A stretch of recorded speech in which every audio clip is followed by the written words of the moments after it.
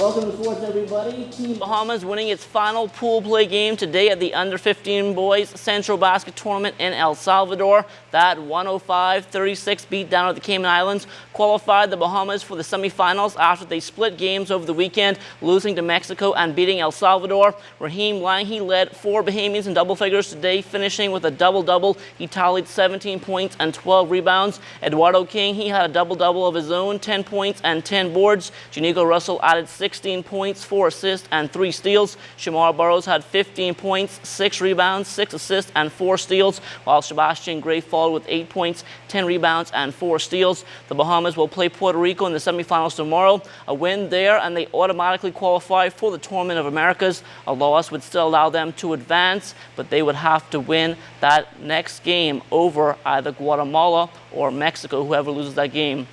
The Bahamas will have to beat them then to go on to the next round.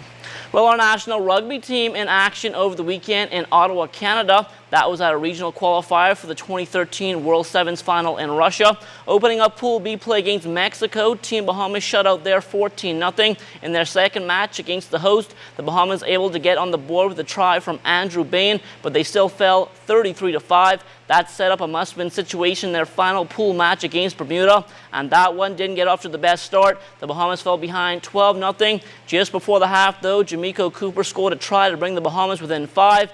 Early in the second half, Andrew Kemp was then able to pull the Bahamas even, and from there they would go on to score the winning try to move on to the quarterfinals. In that final 8 match, they went up against a big test from the United States, and the Bahamas would fall in another shutout 47-0, ending their chances of being able to qualify and move on. From there, Team Bahamas went down 26-10 in the plate semifinals to the defending champs and the top seeds from Pool C, Guyana. They had tries there from Bain and Duran Beetle. That was followed by another shutout loss in the 7th and 8th place match against Barbados. The final score there was 29-0. Well, the Bahamas Volleyball Federation naming an 8-member team for the first round of Women's World Qualifiers August 31st through September 4th in Suriname. Charles Fisher tells us who made the cut. Despite a 6th place finish at the Caribbean Volleyball Championships, the ladies still able to qualify for the first round of the World Qualifiers. A few adjustments have been made to the team that will leave this Friday for Suriname. Kelsey Johnson, Cherise Bain, Christelle Roll, Tia Shallow, Tia Wilson, Melinda Bastian, Laval Sands, and Katrina Lightborn. Head coach Jomo Smith, assistant coach Devin Smith. For players Kelsey and Tia, this is another level of play expected. We'll be able to do very well. We have more ball control, and we're up against Trinidad first. We already know how the Trinidadian team will play. They're a taller team, so we know that we'll have to take the ball off the net. We've already made all the little adjustments that we need to make. We only need to qualify, finish in the top 3. So if we beat 2 teams, we'll be good. Many eyes have been open.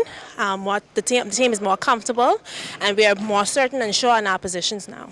Practices are going pretty well under the eyes of national coach Raymond Rhymes Wilson. There's some slight things that the ladies program needs to work on, regards to passing, accuracy of the sets, and finishing on the attack. So that is what we're going through at this point in time to try and get them more game prepared, game ready, where there's more consistency and more accuracy. They need to go back to the drawing board. They need to look at what they did at the last tournament, and they need to look at the areas that they need to improve on. They have to self-evaluate and self-assess themselves. When we come to practice, we try to put them in areas that we try to reinvent what happened in USVI so that they can see it in play, whereby they can work on it and correct those errors. And togetherness and knowing their competition will be key. So far, the workouts have been going well. However, we haven't been practicing as much where we had limited gym access. That's been the only problem. We have a good, solid team. It's just coming together, getting that chemistry, and pushing forward. We'll have to contact defense with defense. And lately, we've been practicing a lot of our defensive stands, what we want to do on the court. When we see certain teams that play defense better than offense, we learn now how to protect our zones so they won't hit too many zones on us. The men will be traveling to Curacao between September 28th and October 2nd for their round of the qualifiers. For ZNS Total Sports, I'm Charles Fisher.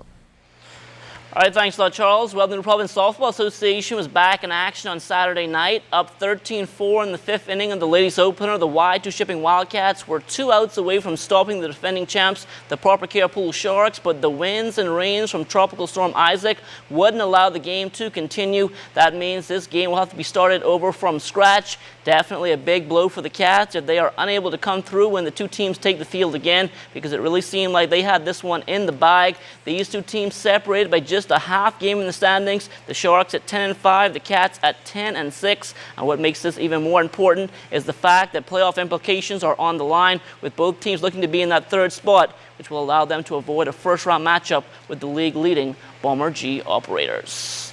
And that will do it for sports. But stay tuned, your weather forecast is still to come.